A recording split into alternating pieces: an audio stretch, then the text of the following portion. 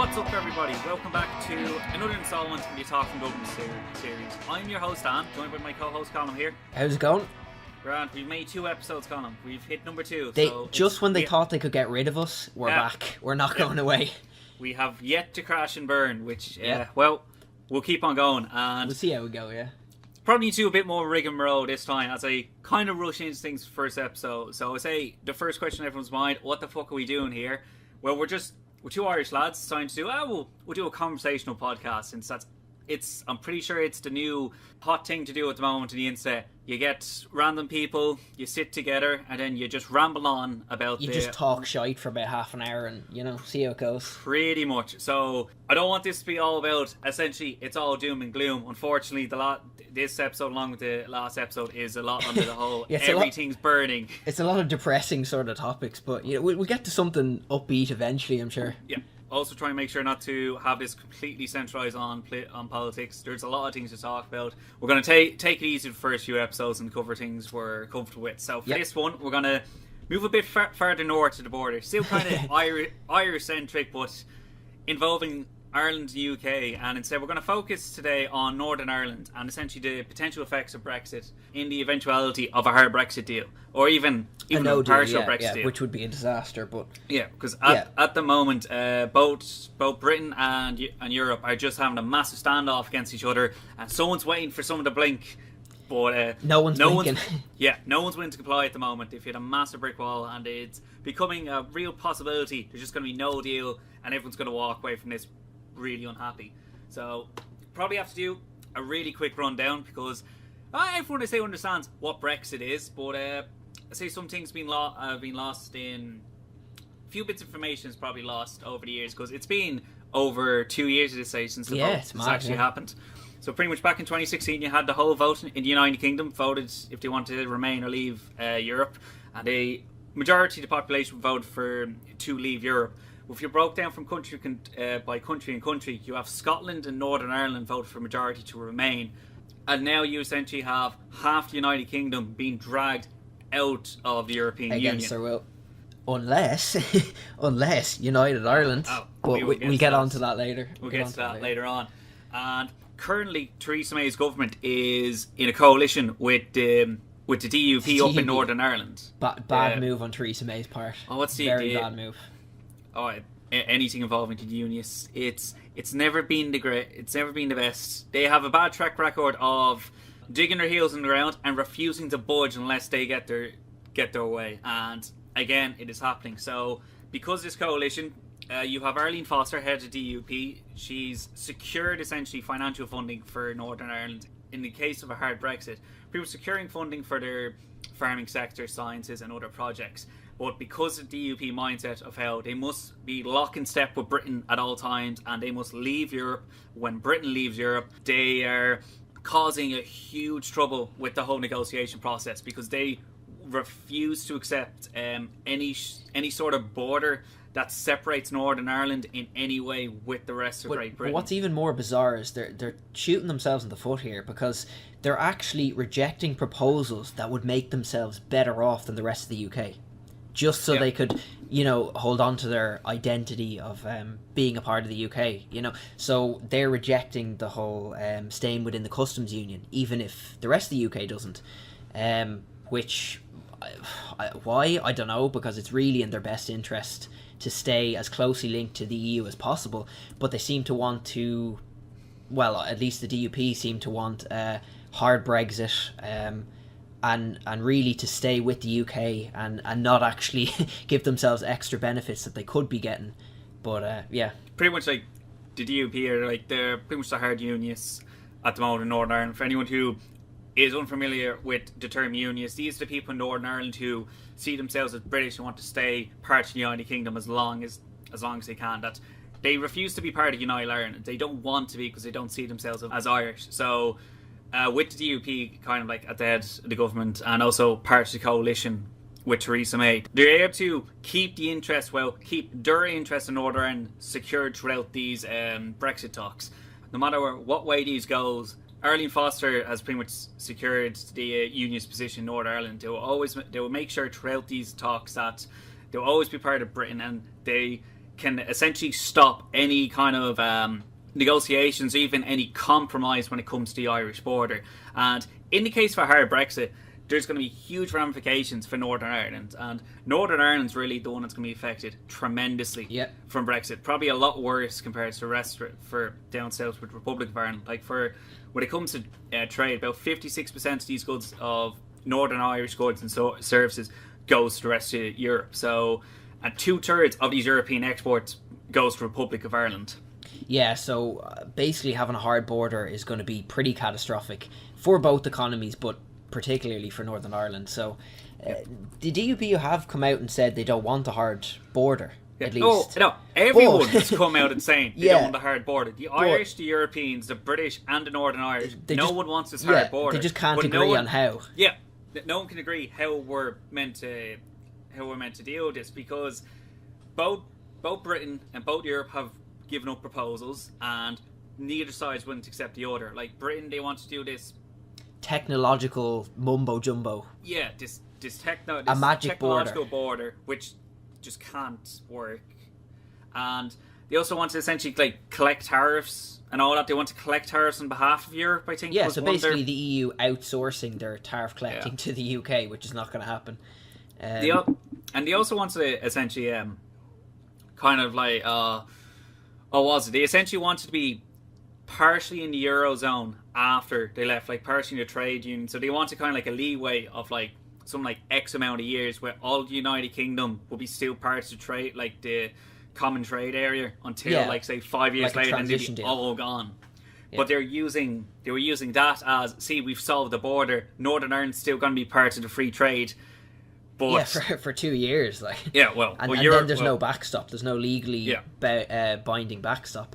But But that's also the huge problem, because that's the current stance for the EU. Their current suggestion to the Irish border is to essentially take Northern Ireland and just make that part of essentially like the rest of the European Union. It will be still part of the United Kingdom, but they never officially leave the EU.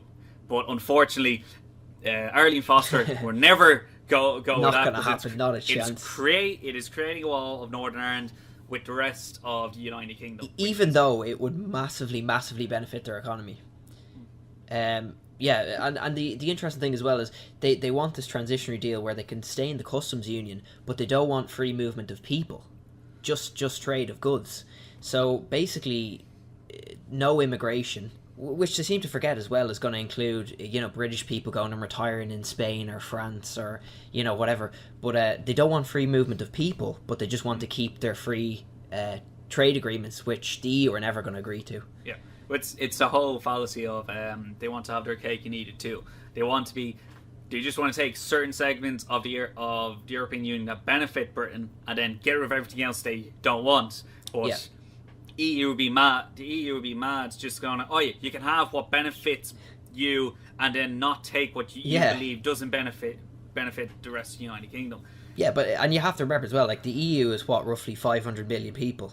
The UK is 60, 70. So the UK doesn't have much leverage here. It's like they can't just go out demanding everything off the EU when they're the ones choosing to leave. They're not going to just get all these benefits handed to them without any responsibility in return. That's not going to happen. Like, pretty much we're at the stage where the Irish border has completely stopped all negotiations. Like the European Parliament has said that they will veto any Brexit deal that does not contain a plan for the Northern Irish border. Essentially, I think we have until October to get a finalised deal to allow this 2-year transition period. But if the United Kingdom can't give a reasonable solution to the Irish border that the European Union is okay with, we're going to see a hard border. Yeah, I think there was meant to be, initially Theresa May agreed to a legal backstop. So basically legally binding to say, okay, well look, in the event of a no deal, we'll have a backstop put in place. Then she came out and said... she did agree on it until Arlene Foster heard in the back. What's this Northern Ireland not being part of the United Kingdom? It's breaking down the door at the 11 hours. None of that. We're not okay with this. What DUP would take away our support if you signed this deal? Yeah, exactly. So then she had to come out and say, about that legally binding backstop. Yeah, that's not going to happen now. So the EU are saying we're not going to give you any sort of transitionary deal without a legally binding backstop. But Theresa May is basically like, just trust us. We're not going to make it legal, but just trust us. It'll be grand. Like, so, but I do almost feel sorry for Theresa May a bit, because it's just another shit show. Like, you've so many, like, even within her own party, you've so many MPs with completely different views on how to go about Brexit. It's like she's trying to keep literally everyone in all of the UK, Ireland, Northern Ireland, and Europe happy. It really is a tough situation. So I almost feel bad for her. She's in a horrible situation because of the whole coalition with the DUP. The DUP is essentially calling the shots when it comes to the Irish border, not Great Britain, which is and the funny thing as well is so is Ireland on the EU side. Yeah. Oh yeah, well, when it comes to the border, this isn't the EU versus the United Kingdom. It's essentially the Republic of Ireland versus Northern Ireland. It's both sides kind of like it's weird. Because, well, it's the age-old debate, because no TD in the right mind would be ever for the reintroduction of a hard border. Yeah, and we refuse to back down. Like, the Irish government will refuse to back down on the border question, and we will only accept an open border, no matter what happens. And the Northern Irish also want the open border while still being part of the United Kingdom when it comes to leaving Europe. Yeah. So they want to leave the customs union, still be part of the UK, and have no border. Well, no, they want to leave and be part of the customs union. They want to live in their own fantasy land where international law does not affect Northern Ireland. And we're coming to a stage where, you know what, why not? Yeah, just let them at it. Like, the North has been a shit show for just decades. The amount of stuff that has, like, the amount of negotiations just to, like, get them to the stage where there's no violence. There's no more violence. There's nothing like that. Just make, like, the North, alright, just let Arlene, just see what she comes up with. Like, right, Arlene, go for it. You solved the entire Brexit crisis. Like, just see what she comes up with. Like, no, she has. She wants to be part of everything while also with the United Kingdom. Part of everything and part of nothing at the same time. Yeah. So just sink the North. Yeah, just let them break away and float up near Iceland. That section. Yeah. If pretty much I say, well, no one would ever agree to that. But I say someone on some side has probably thought, like, if we could just get rid of Northern Ireland, everything would be fine. Yeah, but it is never that easy. But this is interesting as well, because the fact that the DUP has so much influence in Westminster, it's brought up the question a bit in the Irish media. Now, I haven't seen it much in Irish media, but there's a question: why don't Sinn Féin take their seats in Westminster? That could have actually avoided a hell of a lot of trouble and unnecessary difficulty if they were to actually take their seats. And if they had have even taken, I think, would they only have needed, one or two seats to actually stop the DUP from literally being able to hold Brexit talks hostage. Yeah, but I think their nationalistic pride is getting in the way of them actually, saying, right, well, listen, obviously, it's a touchy subject, and they feel like they can't, they could never go to England, to Westminster, and take seats in a British Parliament. But at the end of the day, I think it's a bit petty, and they need to kind of realise they could actually be doing a lot of good if they could just, actually forget about all this bullshit, go run for Westminster, take their seats, and try and at least take a bit of that power away from the DUP. I think petty best describes two main political parties in Northern Ireland. Because the one thing that's holding back Sinn Féin from actually taking their seats to Westminster is the nationalistic pride, and also the historical context of the whole of Ireland's independence and the founding of Northern Ireland. I say there's a lot of Sinn Féiners who believe like taking their seats in Westminster would just betray the whole Republican ideal. Treason, yeah. But I just think we should be past that, though. Do you know what I mean? So? Like we really should be getting past that at this stage. Well, think of it this way: the Stormont has been dissolved at the moment for 18 months. Like Northern Ireland doesn't have its own government anymore, all because Sinn Féin tried to introduce an Irish Language Act. But even then, for the Language Act, like Arlene Foster and DUP even messed around for a bit. Like they added more where it'll allow Scottish and like Ulster Scots to be recognised as well. Just so they didn't have to call it the Irish Language Act. Yeah. Yeah, so so they could even like bring it to the rest of the parties. Like it's not just Irish; it's all like these English, Anglo-Saxon languages that want to be recognise, and I don't know, it's something like I think too many DUP members, too more of the extreme side, just were not having it. It's going like, all right, as well, yeah. Yep, we'll shut down the government again. And just hearing that going, it's just so petty on both sides. Right. Like you can't even just single out the DUP, but it's mostly the DUP. But no, it is petty on both sides. It is kind of both. It's the same. It's the same problem with Brexit, because we've hit the stage where no one is willing to compromise, which is horrible. Because the other major factor for not just Northern Ireland but for all the United Kingdom is the amount of EU funding that goes in. And I know there was a big thing going around in Britain during the whole leaving the EU. Not the NHS thing. Well, no, it's like was it like 350 million a week, was it? Yeah. They throw ridiculous amount. Pretty much, UK pay more into Europe than they actually get out of it. But Northern Ireland gets a massive amount of cash out of Europe, and they've provided a lot. So as did we.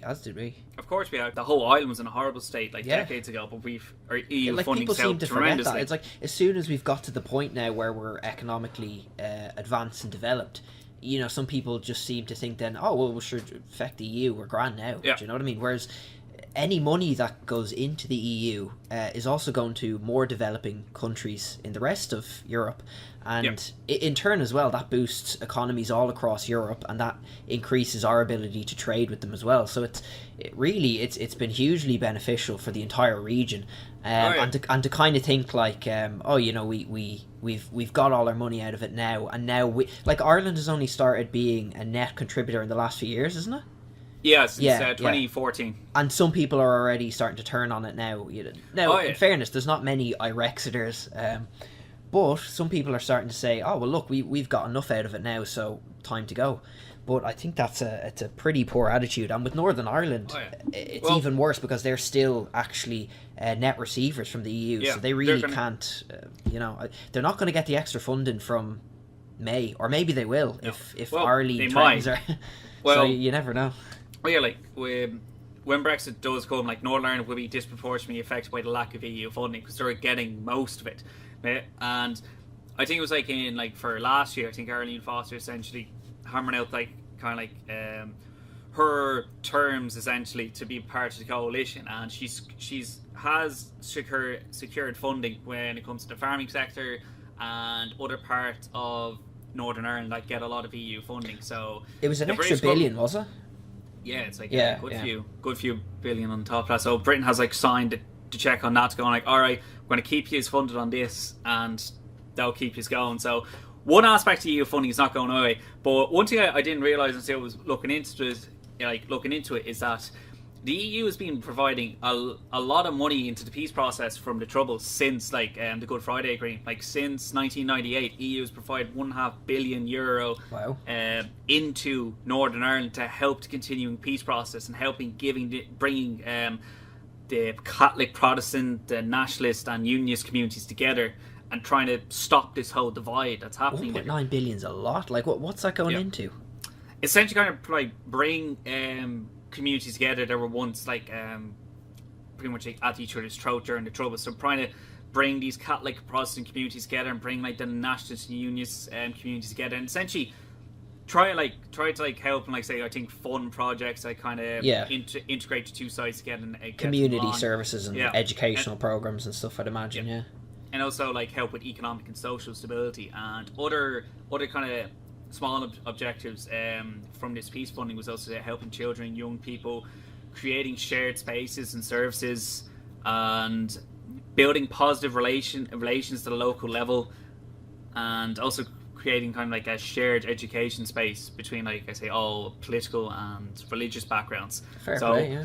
The whole by looks of the whole aim of this kind of funding is to target Northern Ireland at the local level, kind of show both sides there may be a stage where we were bombing each other and shooting each other, but at the end of the day, for Northern Ireland, for the peace to really be fully secured, both sides have to learn to accept the fact a lot of bad things that were done on both sides, but they have to learn to essentially not get along to the point where they're fucking skipping around in the streets, arms locked, going no, everything's fine, but just at least not cause violence to each other. At least that should be the bare minimum.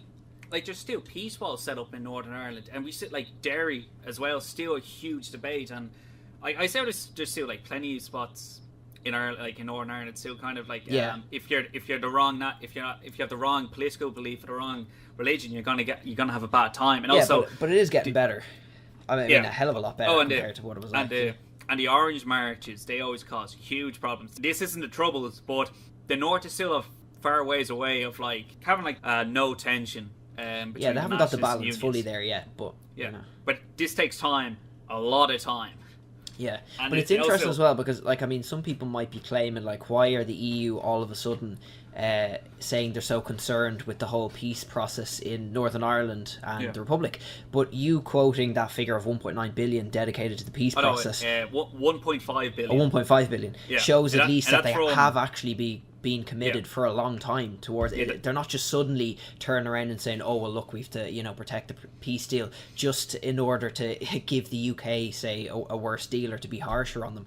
So it actually does show they have been supportive of the keeping no hard border in place and trying to uphold the peace process as best they can.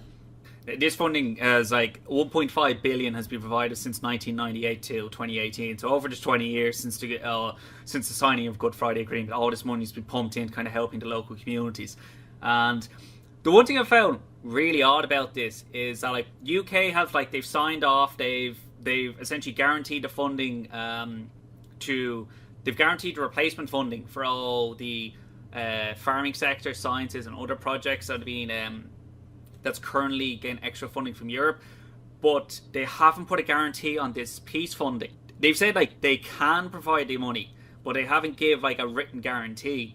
And if you don't get a written guarantee, you basically don't have any guarantee at all. And also from what I've read, essentially peace funding that's being brought in Europe, pretty much this gap that's being left, this vacuum that's being created from leaving Europe, this extra funding is going to be in competition for other areas in United Kingdom government. So when the UK kind of essentially consider giving extra money to help the peace process in Northern Ireland, it's going to be going up against say education standards or the NHS or social housing or all that extra aspect. So it's just really weird that no one's pushing for this. It's really weird that Arlene Foster didn't even push for that because anyone in Northern Ireland should probably understand. And but she's not really concerned about keeping the peace at all in Northern Ireland, though, is she? Really?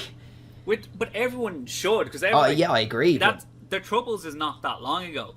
Technically speaking, the two of us were alive for a few years while it was still going on because they didn't officially end until 1998. It was really bad, and a lot of people in Northern Ireland, they were alive during the whole conflict. A lot of people in Ireland were alive during the Troubles. So this isn't a distant memory. This is still ingrained a lot, and that's why there's such a huge pushback against the hard border itself, because it's a reminder of the dreadful past of Northern Ireland, of the horrible conflict that it's endured, and that really no one wants to go back to those days. So it really is in everyone's best interest to keep the border open.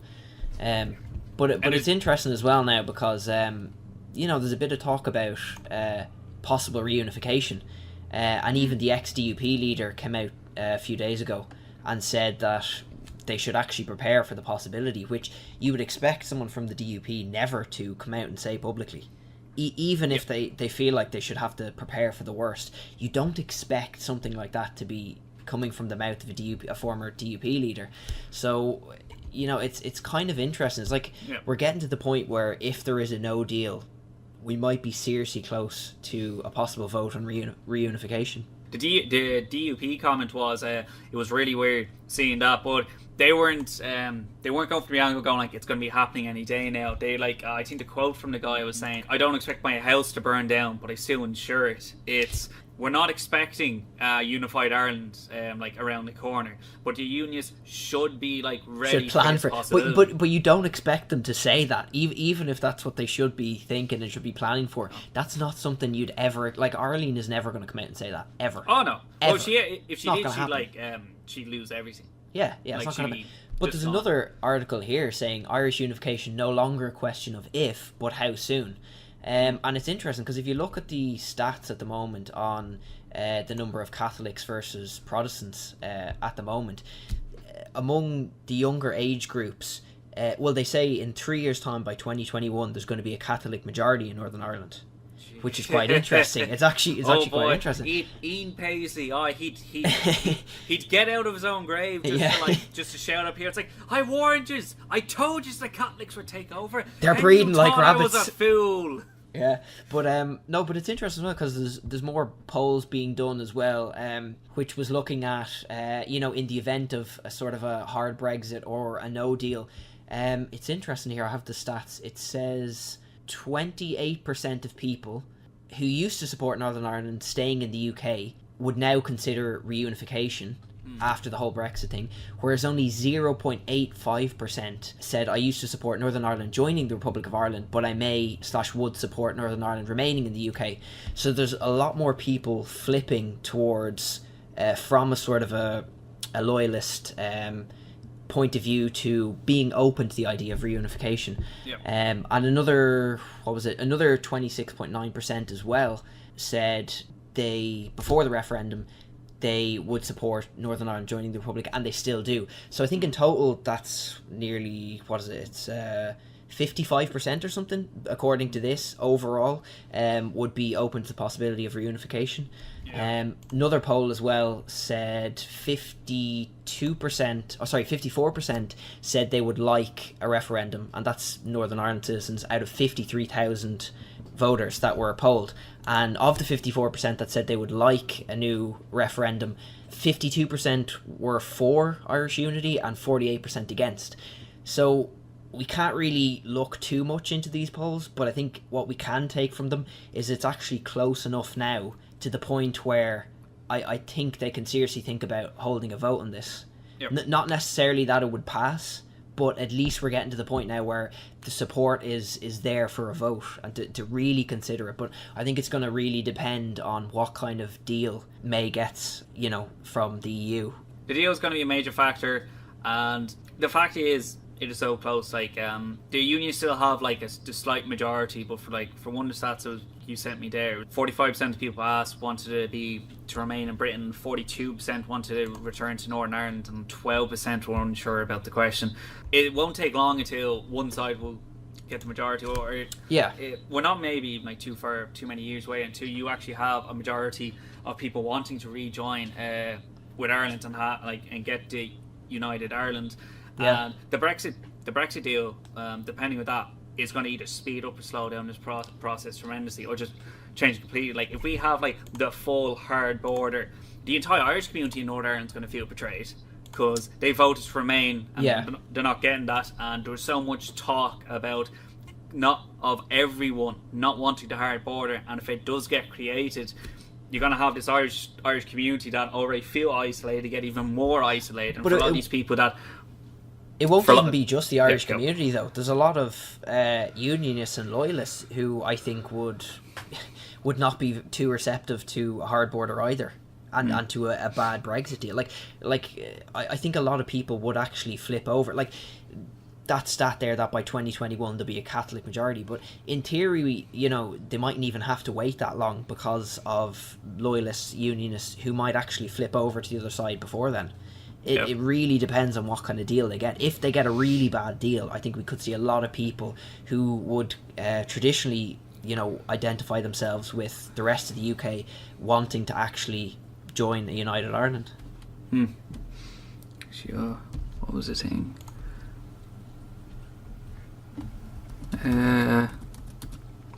Actually, there was another interesting thing I think you sent me from the Journal article, is that I think fewer people in Northern Ireland think themselves British than in any other UK region.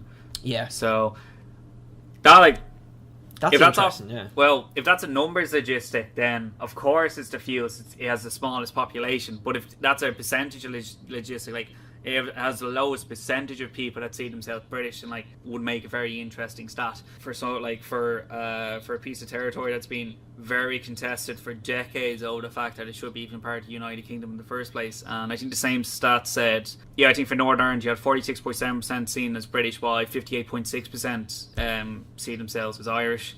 Yeah, that's an interesting stat. Now I don't know, does it say here how many were polled? So, no. But that's a pretty big gap though. That's like a 12% gap. So it's interesting. So I think we can't say yet for definite whether they would vote for reunification, but I Well, think we're at the point now where they must be getting close to at least having a vote. But it also completely solves the whole problem because, like, the brick wall at the moment is the Irish border, and we can't advance any further with the current negotiations because no side likes the other side's solution to the Irish border. No side is willing to give a new solution to the Irish border because they believe their solution will work well and solve the current problem. A United Ireland actually just solves it completely. It's going like, all right, because if you take away Ireland, like Northern Ireland, from this Brexit talks and just continue going to trade negotiations, can just go in and hammer out a better deal. But once again, that feckin' border becomes the another bloody problem. Border. The phantom border. It will just continuously to be a problem. And you see, no, but the thing that's even worse is you were saying it'd be a solution, but I don't think it'll get to the point where they'll seriously think about reunification until there's a deal already on the table. Yeah. Do you get what I'm saying? I think there'd need to be a bad deal proposed for them to actually think, right, okay, we better get out of the UK quickly. Whereas you were saying if they just look at the options now and say, well look, we're actually going to be better off, they could avoid a lot of trouble. And it's interesting as well. I wonder what percentage of UK citizens actually want Northern. I know that might be sort of a harsh question, but I'm not sure really how much they care about Northern Ireland, honestly. I think the better question should ask how many percentage of British citizens think Northern Ireland's part of the United Kingdom. Yeah. Because there's have you seen from last year with that Channel 4 thing? Oh where they Jesus, that people, YouTube video. Draw the Northern Irish border. People don't know anything. Someone had Dublin and Galway up the north. Someone just cut the island in half. Yeah. And I know 50-50, I'm sure. I know it sounds hypocritical. Like I say, if you ask the two of us draw the country borders on Great Britain, we're probably going to get them wrong. I reckon I could do a decent job on Northern Ireland. Obviously, I reckon I could get Scotland. I reckon I could get the exact border. I reckon I could get Scotland pretty close and Wales pretty close. So I think I could be totally wrong. I think Irish people would have a better sort of understanding of UK geography than a lot of people from the UK even. It's maybe. I say I'll give too much of England to Wales. I don't know how far in it goes. I'll probably get the line wrong. Okay, but at the end of the day, that's not our country. Yeah. Northern Ireland is part of their country. So it was more I've seen seeing that video going around, people throwing back the halls I bet you the Irish can't do that. But Northern Ireland is your country. Yes, your territory. You should know where your nation ends, because it's also the only physical border they have with with the EU, with the rest of the EU if they leave. With another nation itself. Great Britain is an island, but United Kingdom encompasses a whole island. That is a one nation, so they should really know where their one border is with another neighbouring nation. But it could be interesting then as well if there's another Scottish vote. We'll have the union a crack finally. Northern Ireland, and Scotland. But it's interesting. But isn't it interesting how quickly things are moving in this day and age? It's more of things are moving so fast. It's people can just flip flop. One year, we want to be part of the EU. Next year, right, we're leaving the EU. Now we're going to break up the EU. Then Northern Ireland might vote to reunify with Ireland, and then Scotland might go for independence. And it's it seems crazy how quickly these things are moving. The whole United Ireland thing was mental because before even Brexit it was even talked about. Yeah, it was unthinkable. People think we're never going to say it. We thought never in our lifetime. Oh yeah, and then with Britain leaving Europe, it essentially changed the time frame, going maybe 100 years, maybe a couple of centuries. It brought it from that to this could happen in 2 years, 5 years, mad. or 10 years.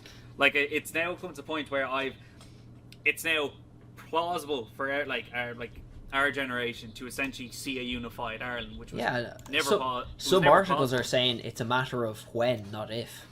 Yeah, it's interesting. It's crazy to think about. One deal just changes, and this is how monumental Brexit is, because it changes everything tremendously. Yeah, and it messes up the whole European Union dynamic, because depending of how bad Brexit, well, actually no, correction, depending on how well Brexit goes, it could essentially signal for the rest of the European Union, like maybe the EU doesn't need to be around anymore. Maybe we can actually stick it out on our own. That's true as well, yeah. But if the United Kingdom just crashes and burns, going like, yep, just don't leave, lads. Yeah. That's what we need.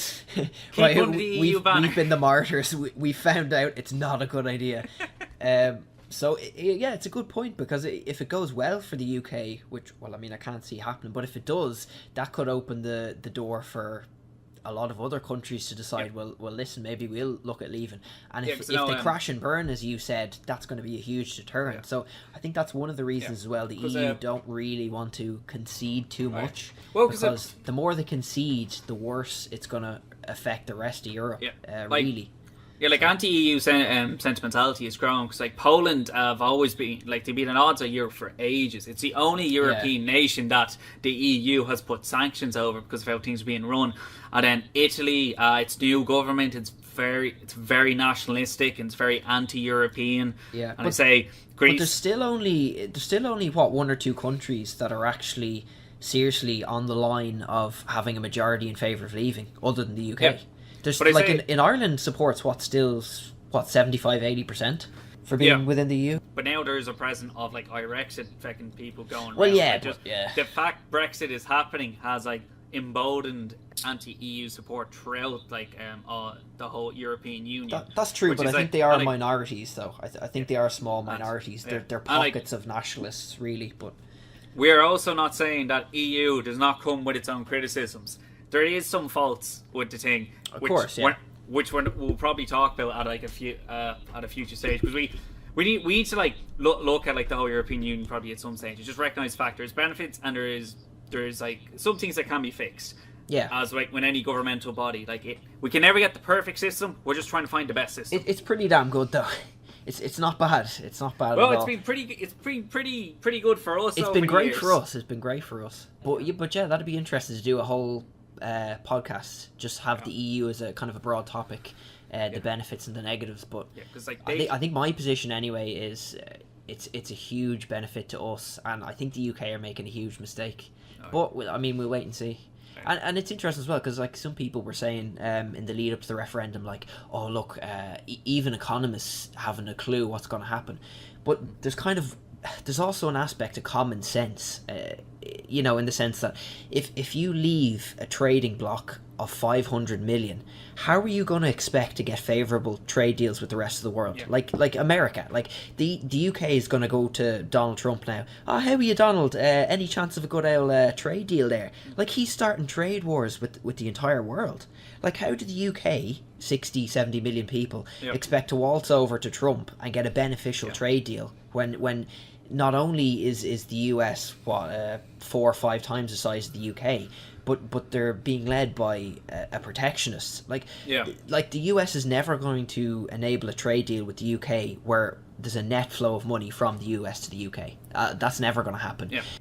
Not even to mention trading within the EU of its own members. I just don't see how they're going to get favourable trade deals by leaving one. Is it the biggest, or sorry, the biggest, or the second biggest trading bloc on the planet? No, I think I think we're currently the biggest free trading bloc at the moment. But but as you brought up there, it's like it's not just how does Britain form new trade deals in the future. It's also how does it affect its current trade at the moment, because a lot of its goods and services goes to EU, and they get a lot of goods and services like from the EU. Like there's Irish beef. Yeah, Irish beef's the major factor. But even like there's been talks of where like there could be a major food shortage in the United Kingdom if they get a bad Brexit deal. And I'm just hearing that going like, how bad is your infrastructure getting in food? Like, how fragile is that if you get a no Brexit deal, everything falls apart? Like they're for Theresa May to come out and ask supermarkets to stockpile and ration food, like that's like post-apocalyptic levels of like, it's unbelievable. But also supermarkets that came out saying like that is not feasibly possible. Like for fresh food and perishable goods, there's no logistic way to handle that. It's impossible. Just not possible. Impossible. And none of the supermarkets have ever been prepared for this, because they never expected this. Like are they expected to stockpile for months, for years? Like, it seems crazy. Now, at the same time, right? If there was a no deal eventually, and Theresa May and the government hadn't planned for it, I think people would be absolutely furious. So she does have to plan for these kind of things, but it still looks hilariously ironic when she comes out and says that we need to start stockpiling food in the event of a no deal. Like that's crazy, really. Oh yeah, this is like from the same person. Like a no deal is better than a bad deal, but this no deal is going to cause food shortages, so you better prepare. I'd be very curious to see how prepared kind of like like the UKIP crowd, even like the Conservative crowd, like politicians who wanted Brexit to happen. I'd really love to see what form of documentation, or even what little preparation they made over the years, because it's really come to a stage where I'm really convinced that the United Kingdom's whole playbook on the no deal is just one page, and they open says like we've done fucked up. It doesn't exist, Like you see, the problem as well is they don't even know what type of Brexit they're going to get, so it's very difficult. They kind of have to plan for every eventuality. But I think it's just hilarious that they're only now accepting the fact that a no Brexit deal could be a possibility. Yeah, well, they couldn't come out and admit that before, in fairness. Yeah, but if that's settling in, but the way these comments have been coming out, it really sounds like they've only realised now they should prepare for a no deal. They're like, what have you been doing? The EU aren't gonna cave into our every demand. What are we gonna do? Yeah, what have you been doing for the past 2 years? Just sit there going, oh no, it'll be grand, it's fine. Oh look, we got the Irish border, we're just against Ireland. That's easy stuff. Yeah, That will always be like, oh, my favourite part for this whole fucking negotiation process. UK essentially so it's how are we going to do the Irish border? All right, this should be easy enough with Europe, and in the rest of Europe's going like, yeah, the rest of us, we're back in Ireland, so talk to them. We're going like, now look how the tables have turned, Britain. Yeah. Now we have the power. The UK is being held hostage by Arlene Foster and Leo Varadkar. Yeah, it's going to be an interesting few months. Neither side wants to give in to anything, so it's looking more and more like a no deal, but I still feel that there's enough, I may be exaggerating here, but I still feel as if Theresa May and the Conservatives have enough sense to not let their country go to a no deal. I really do think if it's going to get to the final hour, they are going to take a bad deal rather than a no deal, because a bad deal is still more beneficial than no deal. Probably is. It 100% is. They're on World Trade Organization rules if it goes to a no deal. Well, see, like the airspace. You've got the stockpiling of food. Their natural resources, like their gas and electricity. Like it's going to be really bad. A no deal. So I think they will actually cave in and take a bad deal rather than a no deal if it gets to that. The other thing I should add in though, we have focused very heavily in trade on this aspect. We haven't actually brought up much when it comes to the movement of people, immigration, and for immigration and all that. And I say that's the area I say Theresa May and the Conservatives feel like a no deal is better than a bad deal, because the bad deal for them is that they have no control when it comes to immigration. They still have to still be part of the whole freedom movement for the rest of the European Union, and that was the major factor for Brexit for a lot of these Conservatives. I just don't get it. How does that outweigh the safety and reliability of their entire economy? I just don't get it. I really don't. No, does it mean that much to them to keep every foreigner out? And what it might do is absolutely crumble their economy. It is, though, a proper point. During the whole Brexit talks about should we leave or should we remain? The main argument for the Remain crowd is the United Kingdom's economy. It's we get so much benefits. We're part of a massive trading bloc. It's highly beneficial for Britain, highly beneficial for the United Kingdom to stay in Europe and all that. But the main argument for the Leaver side is going we do not have enough sovereignty. We've lost sovereignty because of being part of Europe. We don't have control of people who can enter our borders. We want to have better control. And both arguments are they're valid points to make on both sides. I think one argument is a bit weaker than the other, though. I mean, they're going to have an enormous shortage of nurses and doctors. So, I don't think it. They've even come out and said they're going to literally get to a critical point where they don't have enough nurses, doctors. It's not just people coming in scamming their welfare. There's actually their economy relies on foreign workers coming in to fill shortages in jobs that they can't actually produce enough people for themselves. There's some crucial areas of their economy, highly skilled, they've a lot of their tech sector, India, doctors, nurses, as I mentioned, they actually rely on people coming in to take jobs, even to take jobs that the UK people themselves don't want. Their economy needs a certain level of immigration. It's also been shown that there's no direct link from immigration and unemployment. There's no statistic anywhere out there that shows an increase in immigration reduces the unemployment of an economy's own citizens or a country's own citizens. I don't know. Like I have an article here as well about immigration and how there's a huge amount of benefits as well. And at the end of the day, it's not even immigration outside of the EU. It's they don't want even like people from EU countries like Romania and Bulgaria. And don't they already have separate laws in place for immigration from Romania and Bulgaria, as far as I know? I'm not too sure about that one. I'll have to check that, but I think they've already been able to reduce the number of immigrants from those countries, even though the rest of the EU, it's meant to be really pure free movement of people. Yeah.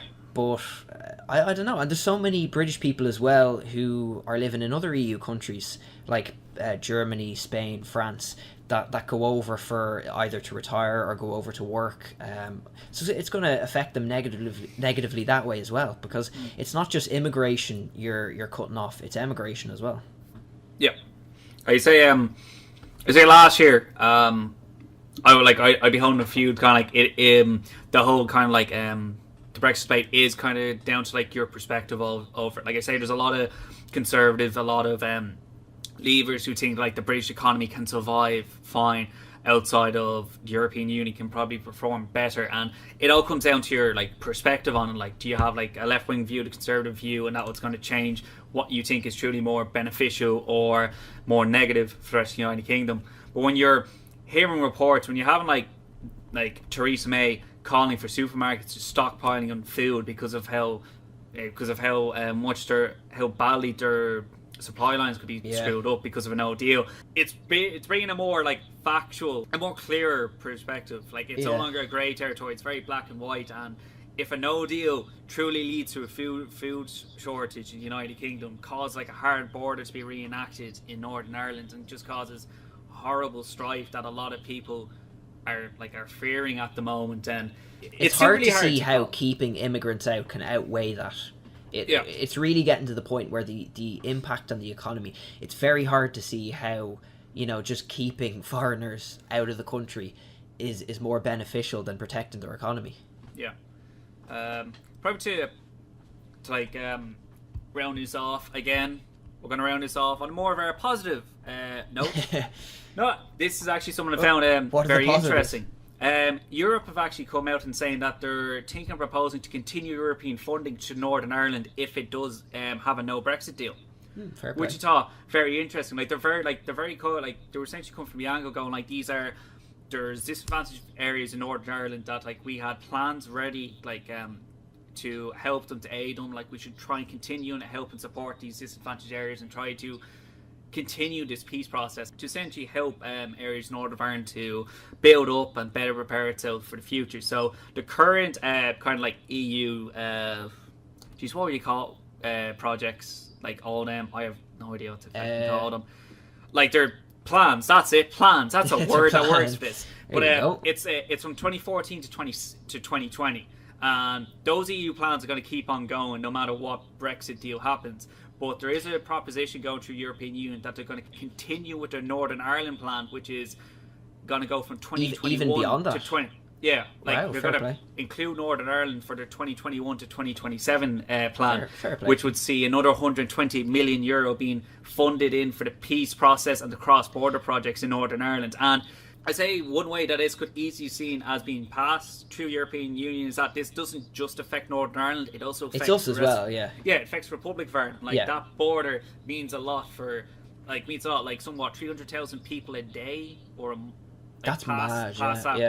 Pass our border, like millions of euro worth of gold pass that border like every week and every month. And so anything that can keep that border open, anything can also help the peace process would be tremendous. And also helping cross border communities as well, because us two living down in Dublin, we're very detached, to say, from the whole situation of living by the Irish border and just being like living through like 20 years of not having a problem with it. Like you have tons of examples of where people live in Northern Ireland, but they go to the Republic of Ireland, say for work, or they live vice in the Republic versa, of Ireland and they go for Northern Ireland for their education system. Like it's just so commonplace because the border doesn't mean nothing, hasn't meant anything for 20 years, and say any funding keeps that process going, or even like kind of brings Republic of Ireland and Northern Ireland communities together, would mean a lot. Because also in the event when it comes to unification with Northern Ireland and Republic of Ireland, we have to have a stage where both sides can get along. Like we have to have the North being able to get along with the rest of Republic of Ireland, and Republic of Ireland be able to get along with Northern Ireland. And we have to kind of have that framework set up where you have, say, like the border communities that like they're getting along with each other. There's no conflict. There's no like animosity between the two. I say we focus so much heavily on the conflict that's happened in Northern Ireland because of how horrible the Troubles were. But we also have to think that it won't be just Northern Ireland. It won't be, say, just like the differences between internally in Northern Ireland. It's also a difference externally from the north and the south of Ireland. Yeah, and it's good to know the EU has our backs, you know? Yeah, it's great. That's Like, the thing, like, they really do. They're looking out for us. Like, every EU member state really is looking out for us. The whole Brexit talks has kind of dispelled any doubts I have with the European Union. It's also kind of reinforced my belief in it, because like just seeing like this, the power a country has when you have 26 more nations backing it. Like if this was just Ireland negotiating a border... Yeah, like we have no negotiating power. Like we've no leverage whatsoever. Like a country of 4 million people, we don't stand a chance. Yeah, and then we've the 26 other EU members behind us. So really, we're 500 million strong. Really. So having all that on your side, like it's so much different from the United Kingdom negotiating with a small island that is us. But when you have the backing of Europe behind, the power difference gets completely shifted, and we're no longer in the back foot. We can finally take the Northern Ireland approach, dig our feet in the sands, going like no border, and just refuse to budge on it. I say though, does that mean we're the Arlene Foster of the EU? Yeah. Oh Jesus! Yeah. No, but we are though. I say a lot of European nations, say like the higher ups coming to this whole negotiations are probably pissed off this whole board because it's the only thing. I don't know. A lot of them have come out in support of us publicly, very publicly, saying they actually it's a top priority of the entire Brexit process to actually sort this border out. Sure, the Prime Minister of Croatia and all last week, and it does seem like because you think like. They would get fed up of it at some point. Just why is it one little border? But really, it's about solidarity of every EU member state. Yeah. Like they know they have our backs, and then we'll have their backs when they need it. So it really is about solidarity of all member states. I think we failed to realise is that the Troubles was like major international news what was going on. Like I remember it was like this year, I think Bill Clinton came around to Ireland to give speeches because it was the 20th anniversary of the Good Friday Agreement, and I never realised how involved America was. Yeah, he played a big part in that, didn't he? Yeah, because he was the US president at the time, and America was heavily involved along with England, Ireland, and the Northern Ireland politicians, but it was major international news during the time. Like just seeing this massive, like this horrible conflict happening in what is meant to be like a developed nation. Yeah, it just brings in a lot of perspective, because like we've grown up without ever seeing like a single day of it. Like it is the history books for us. There is a huge difference of kind of like reading about the conflict in books and looking up documentaries, and then living through it, hearing these news reports, hearing that like another bomb was set off in Belfast, another bomb was set off in Derry, this kind of stuff. Yeah, it's like the modern day equivalent is like Israel and Palestine, and we're hearing about that in the news, and it's like it's weird to think that was so close to home. Yeah. So yeah, it really is important that we never get back to that stage. So, anything that can prolong that peace process is always a good thing. Anything that can keep both sides keep both the loyalists and nationalists happy, get along, and whatever stops them reaching for guns, I think is always a positive, as long as like we're not going like outrageously too far.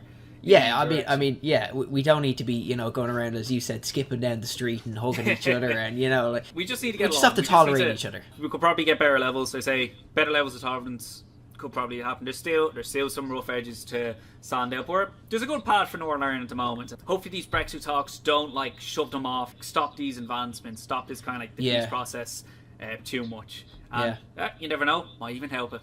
I doubt it. We'll see. I doubt it, but there's always a chance because we don't know what we're talking about half the time. We live in 2018, like literally, we have no idea what's going to happen next. Anything could happen. Like, as strange as it might sound now, in a year's time, totally plausible. We literally just don't know. Anything could happen. So. Jeez, the landscape of the landscape to the north could easily be different. Say, like in just a few years' time, would be in 3-4 years' time, we could be living in a united Ireland. Yeah, we could finally have that 32 county.